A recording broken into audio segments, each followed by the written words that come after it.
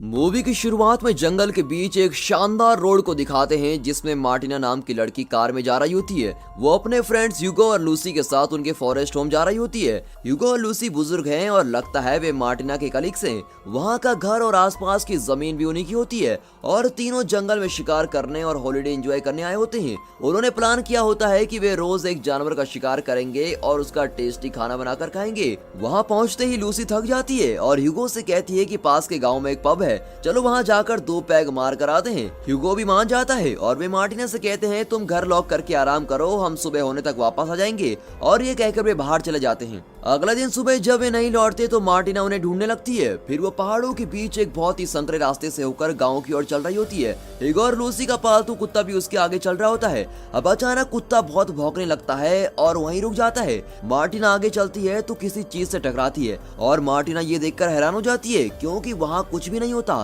तो आखिर उसे क्या रोक रहा है? वो हाथ लगाती है तो पता चलता है कि उस स्पॉट पर एक इनविजिबल दीवार है जो आंखों को नहीं दिखती लेकिन बहुत ही मजबूत है। मार्टिना बहुत कोशिश करती है पर ना तो वो उसको तोड़ सकती है और ना ही उसे क्रॉस कर सकती। कुछ देर दम लगाने के बाद वो थक कर बैठ जाती है और थोड़ी देर बाद फिर कोशिश करती है और फिर बैठ जाती है। कुछ घंटे बाद वो घर वापस जाने का फैसला करती है और कुत्ते को साथ लेकर चल देती है। अगले दिन सुबह वो फिर उस रास्ते से चलकर जाती है। कहीं मैं पागल तो नहीं हो गई? शायद वहाँ कोई दीवार ही नहीं है, ये मेरा वहम ही होगा। इस तरह सोचकर वो फिर उस जगह पहुंच जाती है लेकिन अब भी वो उस जगह को क्रॉस नहीं कर पाती। उसे अब जरा डर लगने लगता है। वो फिर से घर लौट रही होती है कि रास्ते में एक बुजुर्ग कपल को देखती है और लगता है वे कुछ काम कर रहे हैं। उन्हें देखकर मार्टिना को तसल्ली होती है और वो हेलो हेलो कहकर उन्हें पुकारती है। जब वो पास पहुंचती है तो वहां पर भी उसे कोई इनविजिबल चीज रोक रही होती है। लगता है यहाँ भी एक इनविजिबल दीवार है। इतना ही नहीं, उन दोनों बुजुर्गों को देखकर लगता है कि वे इंसान नहीं पुतले हैं। अब मार्टिना अपने बाइनोकुलर से उन्हें क्लोजअप में देखती है तो उसे लगता है कि वे इंसान ही हैं जो वक्त के किसी पल में रुक गए हैं और वहीं फ्रीज हो गए हैं। मार्टिना सोचती है कि इस इनविजिबल दीवार के उस तरफ सभी लोग मर चुके हैं और इन्हीं दृश्यों के बीच वो उस जंगल में अपने दिन काटने लगती है।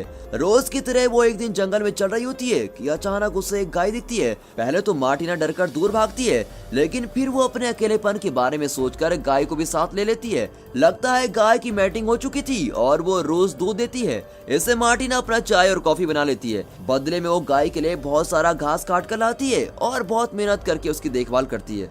एक दिन मार्टिना घर के पीछे वाले रास्ते से अपनी कार लेकर जा रही होती है कि कुछ ही दूर पर गाड़ी किसी चीज पर जोर से टकरा जाती है। लगता है वहाँ भी इनविजिबल दीवार है। वहाँ से लगभग 20 फुट की दूरी पर एक और कार भी इसी तरह रुकी होती है। तब वो अंदाजा लगाती है कि इस इनविजिबल दीवार की थिकनेस लगभग 20 फुट है।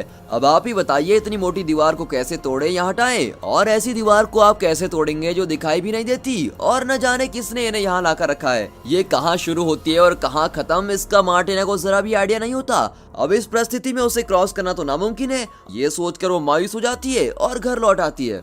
अब वहाँ बस जाने के सिवा मार्टिना के पास कोई रास्ता नजर नहीं आता, इसलिए वो सर्दी के मौसम से पहले अपनी और गाय की जरूरत की सारी चीजें इकट्ठा करके रख लेती है। फिर चूल्हे के लिए ढेर सारी लकड़ियाँ भी लाकर रख देती है। यहाँ रहकर उसने आलू और कई सारी सब्जियां भी उगा ली होती हैं। उन्हें भी काट कर अगले 6 महीने के खाने का इंतजाम कर लेती है। एक दिन वहाँ एक बिल्ली आ जाती है और मार्टिना उसे भी घर में रख लेती है लेकिन उसका सच्चा साथी उसका कुत्ता होता है और वो उसको बहुत प्यार करती है। कभी कभी वो जंगल में जाकर शिकार भी करती है। पहले दिन वो हिरन का शिकार करने की कोशिश करती है पर ठीक से एम नहीं कर पाती और घर लौट आती है। लेकिन अगले दिन वो फिर कोशिश करती है और इस बार उसका निशाना नहीं चूकता।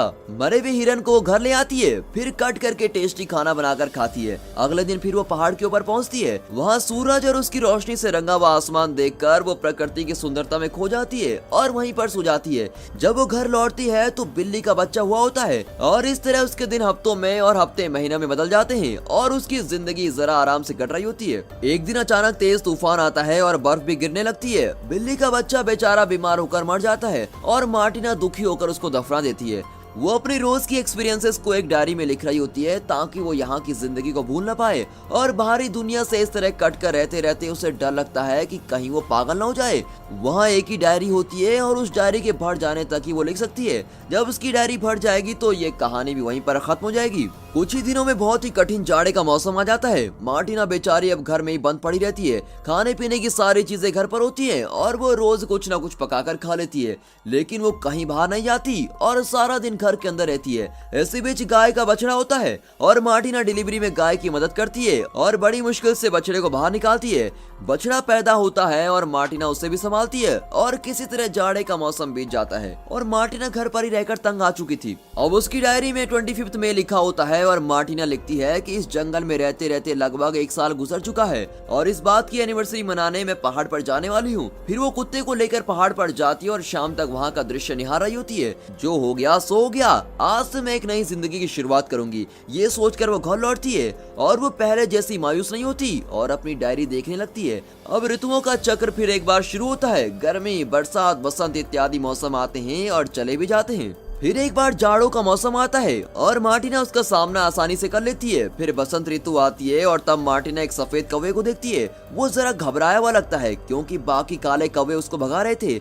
उसे देखकर मार्टिना को लगता है कि ये भी मेरी जिंदगी की तरह है, जो कि जंगल में अकेला है और पास की किसी भी चीज से उसका कोई संबंध नहीं।